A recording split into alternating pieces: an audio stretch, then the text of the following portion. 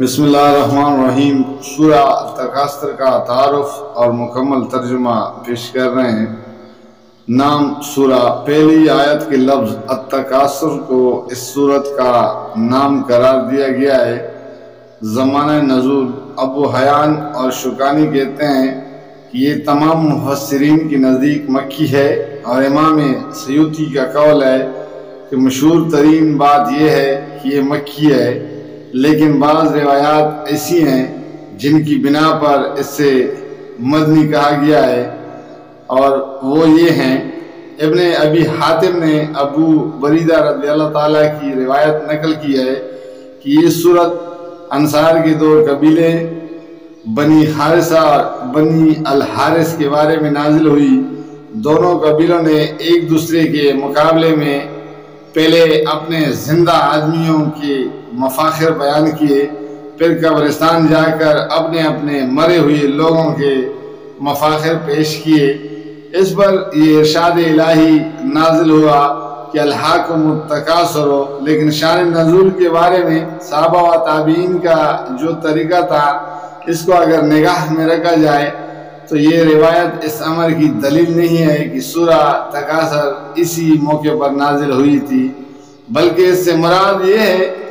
کہ ان دونوں قبیلوں کے اس فعل پر یہ سورت چسپاں ہوتی ہے۔ امام بخاری اور ابن جریر نے حضرت ابی بن کعب رضی اللہ تعالیٰ کا یہ قول نقل کیا ہے کہ ہم رسول اللہ صلی اللہ علیہ وسلم کے اس ارشاد کو کہ اگر آدم ذات کے پاس دو وادیاں بھر کر مال ہو تو وہ تیسری وادی کی تمنا کرے گا۔ ابن آدم کا پیٹ مٹی کے سوا کسی چیز سے نہیں بھر سکتا۔ قرآن میں سے سمجھتے تھے یہاں تک کہ الہاکم التکاثر نازل ہوئی۔ اس حدیث کو سورہ تکاثر کے مدنی ہونے کی دلیل اس بنا پر قرار دیا گیا ہے کہ حضرت ابی مدینے میں مسلمان ہوئے تھے، مگر حضرت ابی کے اس بیان سے یہ بات واضح نہیں ہوتی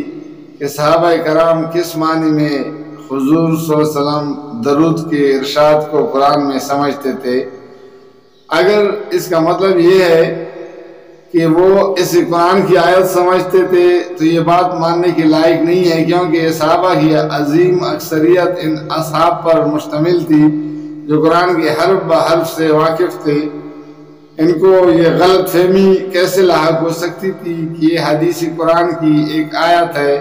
اور اگر قرآن میں سے ہونے کا مطلب قرآن سے ماخوذ ہونا لیا جائے تو اس روایت کا مطلب یہ بھی ہو سکتا ہے کہ مدینہ طیبہ میں جو اصحاب داخل اسلام ہوئے تھے، انہوں نے جب پہلی مرتبہ حضور صلی اللہ علیہ وسلم کی زبان مبارک سے یہ سورت سنی تو انہوں نے یہ سمجھا کہ یہ ابھی نازل ہوئی ہے، اور پھر حضور صلی اللہ علیہ وسلم کے مذکورہ والا ارشاد کے متعلق ان کو یہ خیال ہوا کہ وہ اسی سورت سے ماخوذ ہے۔ ابن جریر، ترمذی اور ابن المنذر وغیرہ محدثین نے حضرت علی رضی اللہ تعالیٰ کا یہ قول نقل کیا ہے کہ ہم عذاب قبر کے بارے میں برابر شک میں پڑے رہے ہیں یہاں تک کہ الہاکم التکاثر نازل ہوئی۔ اس کو سورہ تکاثر کے مدنی ہونے کی دلیل اس بنا پر قرار دیا گیا ہے کہ عذاب قبر کا ذکر مدینہ میں ہوا تھا، مکہ میں اس کا کوئی ذکر نہیں ہوا تھا، مگر یہ بات غلط ہے۔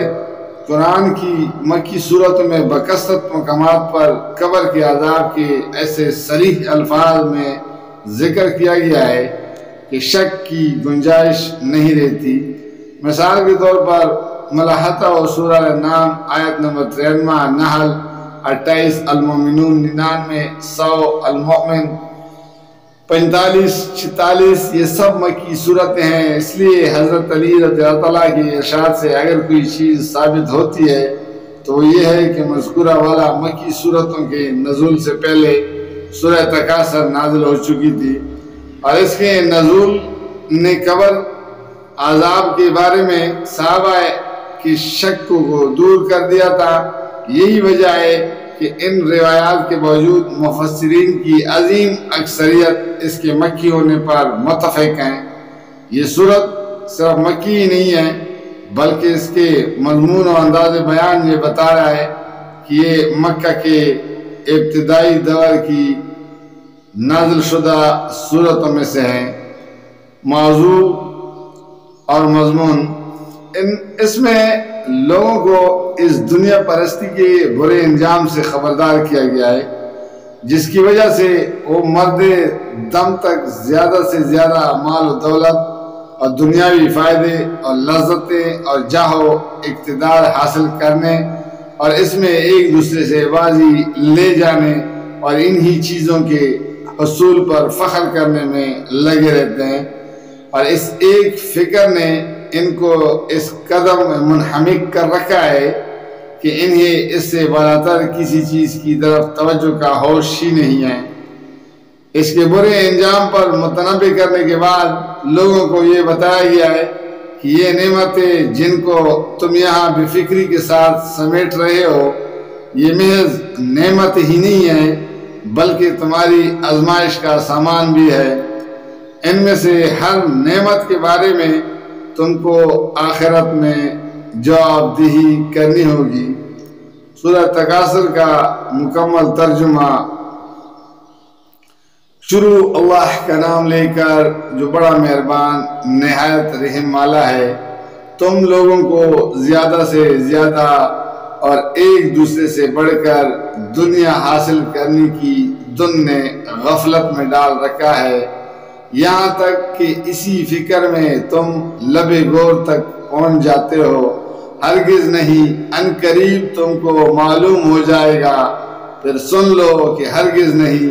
ان قریب تم کو معلوم ہو جائے گا۔ ہرگز نہیں، اگر تم یقینی علم کی حیثیت سے اس روش کے انجام کو جانتے ہوتے تو تمہارا یہ طرز عمل نہ ہوتا، تم دوزخ دیکھ کر رہو گے۔ پھر سن لو کہ تم بالکل یقین کے ساتھ اسے دیکھ لو گے، پھر ضرور اس روز تم سے ان نعمتوں کے بارے میں جواب طلبی کی جائے گی۔ جزاک اللہ، فی امان اللہ۔